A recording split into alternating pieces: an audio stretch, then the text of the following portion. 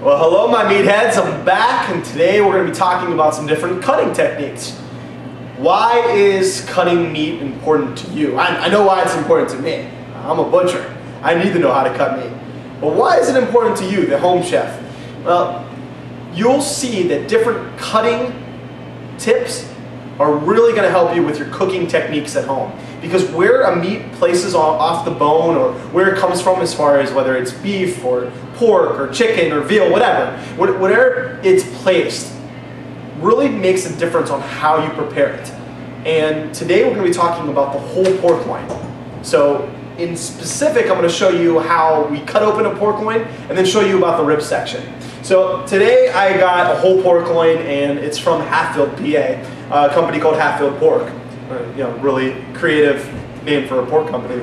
But what I love about Hatfield Pork is it comes to me in paper.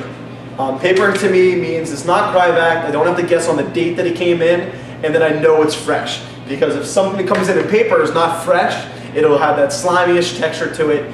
You'll know when meat will tell you when it's going bad, especially pork. So I'm going to open it up out of the paper, and there are basically four main sections of a pork loin. There is the rib end to the rib center cut half to the pork loin side to really its loin end too. And today I'm going to be focusing on the rib half. So the rib center cut and also the rib end. This right here is the end of the rib portion of the pork. So this would be on the pig where it lays up next to its shoulder. You've heard of shoulder before. That's what you use to make pulled pork, also known as Boston butt. It's kind of slang name in the butchery world.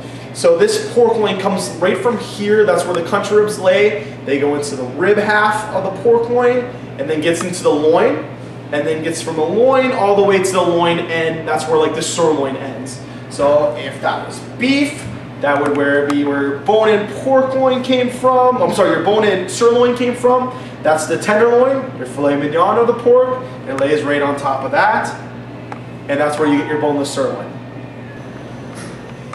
Alright, since you got to see both the shoulder end, which we call the rib end of the pork loin, and then also going into the loin end, where the sirloin lays, I'm going to cut the rib in half. So I'm going to cut this whole pork loin in half so you're able to see where the porterhouse pork chops and the rib pork chops, where they kind of meet in the middle.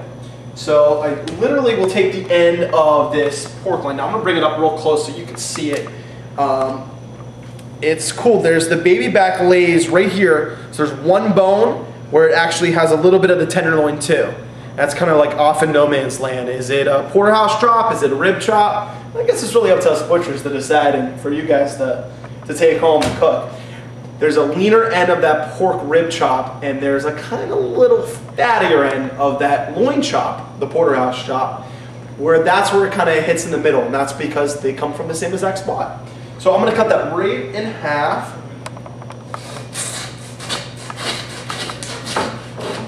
Be lucky you don't have to do this work at home. A little hard on our shoulders. And you can see that's right in the middle where the rib and the pork loin are. Cool? Loin half, rib half. Pretty easy to see. Alright guys, you now saw a pork loin cut in half right in front of your eyes. You can never say that you didn't see that before. Next time I'm going to be talking about the difference in cooking the loin and the rib half, and why we tend to braise stuff that comes near the shoulder because of its extra fat, and why we tend to sear stuff that becomes next to the bottom of the pork or the hind. Thank you so much for listening. I have some recipes attached, and don't be afraid to check out CatulloPrimeMeats.com for more cooking videos, more how-to, more tips, and of course our favorite recipes. Thank you so much, my meatheads. I'll be back at you next time.